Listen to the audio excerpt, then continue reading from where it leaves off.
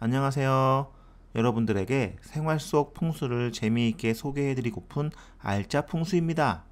오늘은 돈복을 부르고 금전운을 좋아지게 만드는 안방, 침실 풍수에 대해서 알아보려고 합니다. 현관에서부터 돈복을 불러일으키는 배치가 잘 되어 있다면 그걸로 끝이 아니라 그 기운을 안방이나 침실까지 잘 이끌어서 가져올 필요가 있겠죠? 먼저는 안방에 두면 좋지 않은 물건들을 정리해서 알려드리려고 합니다. 안방에 화장대나 경대를 이용하는 집이 해당이 되는데요. 평소에 사용하지 않는 물건이라면 치워버리면 되지만 꼭 필요한 물건이라면 이왕이면 잘 보관하면 좋겠죠? 그럼 소개해 드리도록 하겠습니다. 첫 번째는 헤어드라이기인데요. 헤어드라이기는 눈에 바로 보인다면 좋지는 않습니다. 이 헤어드라이기를 보관하는 방법은 서랍 안에 보관하시는 게 가장 좋습니다. 만약 서랍이 없다면 세워서 보관하는 것보다는 눕혀서 보관하는 것을 추천드립니다. 이유는 오행이 상극이 되어 부딪히기 때문입니다. 풍수의 긍극적인 효과라는 것은 자연스러운 오행의 균형, 조화를 얻어보자는 취지인데요. 헤어드라이기의 오행을 살펴보면 불과 금을 동시에 가지고 있는 제품인데 여러분께서도 아시다시피 불과 금이 만났다 하면 아주 좋지 않습니다. 불에 의해 금이 녹아 없어지는 상극 중에 상극이 될 테니 말이죠. 풍수적인 시각으로 보지 않더라도 전자파가 많이 나오는 제품 중 하나인 드라이기가 좋을 리는 없겠죠. 두 번째, 손톱깎이입니다. 작은 물건이기 때문에 우리가 자칫 지나치기 쉬울 수 있는데요. 손톱깎이도 사용 후에는 서랍에 넣어 눈에 띄지 않게 보관해 주어야 합니다.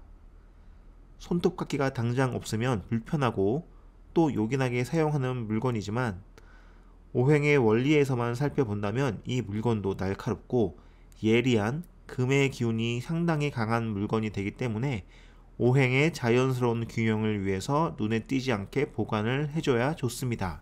세 번째, 가위나 칼입니다. 앞서 설명드린 손톱깎이와 같은 맥락으로 가위나 칼 또한 안방에 보관하면 좋지 않습니다. 서랍이라든지 눈에 띄지 않게 보관하는 것이 좋습니다. 오행에서는 예리하거나 뾰족하거나 자극이 될 수 있는 모든 금속 제품들은 풍수 배치로 안 좋다고 보시면 됩니다. 네 번째, 조화, 드라이 플라워. 이것들은 아주 안 좋습니다. 빈 방이나 드레스룸이 있다면 그 공간에는 두셔도 됩니다. 다섯 번째, 많은 화초. 작은 화분 한두 개까지는 좀 무난하다고 보고요. 침엽수 종류의 화분은 역시 안 좋습니다. 크기가 아주 작은 것이라면 침엽수라도 한 개 정도는 가능하지만 가급적 화초를 두지 않는 것이 좋습니다. 여섯 번째, 망자 사진입니다. 돌아가신 망자의 사진을 두는 것은 좋지 않습니다. 이런 경우 앨범에 넣어서 보관하는 것이 좋습니다. 자녀, 손자 사진을 걸어 두시는 경우가 많은데요. 이 경우에는 망자가 아니기 때문에 괜찮습니다. 일곱 번째, 기운이 센 그림. 기운이 너무 센 그림이 있는데요. 예를 들면 기운이 센 호랑이 사진, 금강산처럼 뾰족한 봉우리가 많은 사진은 좋지 않습니다. 숲을 중심으로 그려진 사진은 무난합니다. 여덟 번째, 불필요하게 걸어둔 물건입니다. 군더더기 없이 깔끔한 여백의 공간을 남겨두는 것이 좋습니다. 불필요하게 있는 물건들이 있다면 안방에서만큼은 치워주시는 게 낫습니다. 여유 공간이 없는 경우에는 상자에 넣어서 잘 보관해 주시면 되겠습니다. 이상 8가지 소개해 드렸는데요. 이 8가지가 정리가 되었다면 이제부터는 본격적으로 풍수 전략을 활용하여 안방에 두면 좋은 것을 소개해 드리겠습니다. 좋은 것을 소개해 드리기 전에 침대 방향에 대해 고민하시는 분들이 많아서 이 부분에 대해서 설명해 드리려고 합니다. 침대는 동서남북 가릴 필요는 없습니다. 안방에 가장 잘 어울리는 침대 배치가 되어 있다면 잠잘 때 머리를 두는 방향은 크게 중요하지 않습니다. 문 열고 닫을 때 불편함은 없는지, 편안하다면 충분하다는 이야기입니다. 가장 우선적으로 생각할 것은 항상 인간 중심의 풍수가 되었을 때 가장 좋다라는 것입니다. 인간이 주체가 되는 풍수가 가장 바람직하다는 거죠. 자, 그럼 침실에 두면 좋은 것들을 소개해 드리도록 하겠습니다. 그 첫 번째, 수치입니다. 수치는 당장 달려가 구매하실 필요는 없고요. 자연스럽게 기회가 닿는다면 숯을 배치해 보는 것을 추천드리는 것입니다. 숯이 왜 좋냐 설명드린다면 이것은 오행에 작용하는 것을 간단히 설명해 보겠습니다. 숯을 침실에 두면 재물운의 상승인 토를 가장 살찌우는 오행작용이 불이기 때문이죠. 숯의 형태라는 것이 그 불을 살찌우는 목으로 나왔기 때문에 목과 불 동시에 지니고 있기 때문에 최고의 재물 상승의 풍수 전략이 될 수 있다는 것이죠.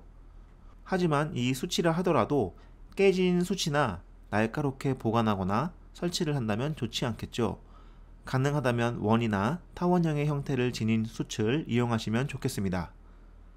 숯의 단면이 원형인 경우에는 좀 세워서 보관해도 좋습니다. 눕혀서 좀 쌓아 올리듯이 보관하셔도 아주 좋고요. 두 번째, 작은 원형 거울입니다. 손바닥만한 작은 원형 거울을 준비해서 화장대 위나 좀 세워둘 만한 공간에 잘 세워두시면 아주 좋습니다.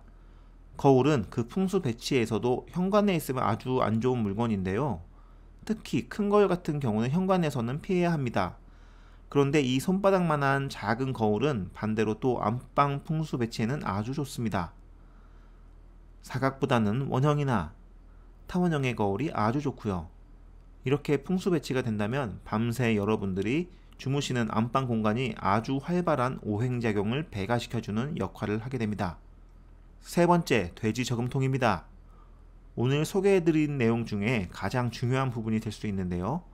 집에 없다면 돼지 저금통을 하나 구입을 하시면 됩니다. 크기는 상관이 없습니다.